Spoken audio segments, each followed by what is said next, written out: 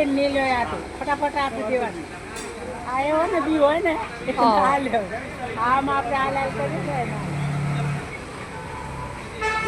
હું તો કાલે જઈ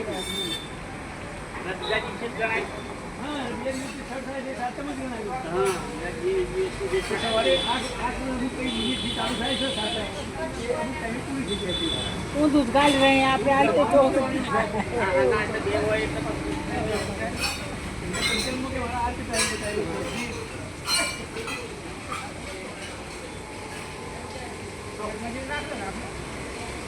શું લાગે ભાઈ